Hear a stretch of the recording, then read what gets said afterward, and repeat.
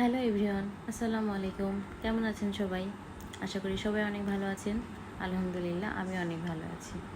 আজকে আমি নিয়ে আসলাম ডিমের কোরমা। বাসায় অনেকদিন ধরে ডিমের কোরমা খাওয়া হয় না, তাই ভাবলাম আজকে ডিমের কোরমা রান্না করি আর আপনাদের সাথে শেয়ার করে নিই। এখানে আমি ডিম সিদ্ধ করে নিয়েছি। এখন ডিমগুলো হালকা লাল লাল করে ভেজে নেব।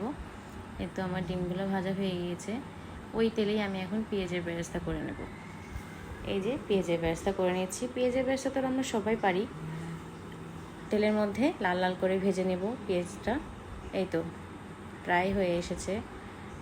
আমি এখন পেঁয়াজের বেরেস্তাটা তুলে নেব।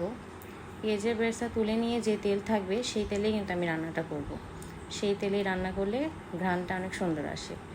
এই তো তেলের মধ্যে এখন আমি দিয়ে দেবো 2 টেবিল চামচ পেঁয়াজের পেস্ট। পেঁয়াজের পেস্ট দেওয়ার পরে দিয়ে দেবো আদা রসুন বাটা 1 টেবিল চামচ। আদা রসুন বাটা আর পেঁয়াজের পেস্টটা হালকা কষিয়ে নিতে হবে। 2-3 মিনিট কষিয়ে নেব। এখন দিয়ে দেবো দারচিনি, 2-3 টুকরা দারচিনি, এলাচ 3-4টা, দিয়ে দেবো কিছু গোলমরিচ আর 2-3 টুকরা জয়ত্রী। এখন আমি মশলাটা আবার একটু কষিয়ে নেব। এখন দিয়ে দেবো 2-3টা তেজপাতা, পরিমাণ মতো লবণ আর দিয়ে দেবো শুকনো মরিচের গুঁড়া। এখন আপনারা বলবেন ডিমের কোরমায় শুকনো মরিচের গুঁড়া কেন? আমার উনি ঝাল খেতে পছন্দ করেন, মিষ্টি খাবে না, এই কারণে আমার ঝালের গুঁড়াটা দেওয়া লাগলো। কী আর করবো, উনি যা বলবেন তাই। মিষ্টি মিষ্টি কোরমা তার ভালো লাগে না, এই জন্য আমি ঝালের গুঁড়া দিয়েছি অল্প পরিমাণে। খুব যে ঝাল হবে তা না, হালকা ঝাল হবে। এই তো কথা বলতে বলতে আমার ডিমের কোরমার কষানো হয়ে গেল মশলাটা, তেল উঠে এসেছে। এই পর্যায়ে আমি দিয়ে দেবো টক দই, 2 টেবিল চামচ টক দই দিয়ে দিলাম। এখন আমি আবার কষিয়ে নেব 2 থেকে 3 মিনিটের মতন, ঢেকে দিয়ে কষিয়ে নেব। এই তো আমার কষানো হয়ে গিয়েছে। এখন দিয়ে দেবো ডিম। ডিম দিয়ে বেশিক্ষণ কষাতে হবে না, 2-3 মিনিট কষালেই হয়ে যাবে। আমার ডিমটা কষানো হয়ে গিয়েছে। এই পর্যায়ে আমি এখন দিয়ে দেবো লিকুইড দুধ।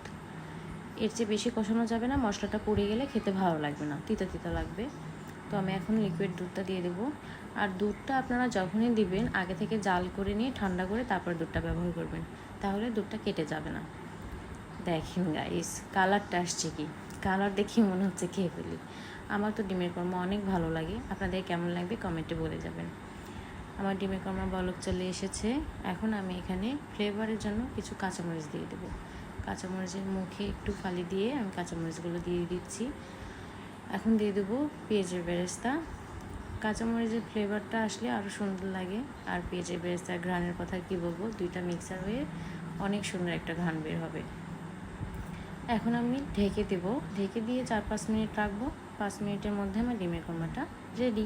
এই তো আমার ডিমের কোরমা রেডি।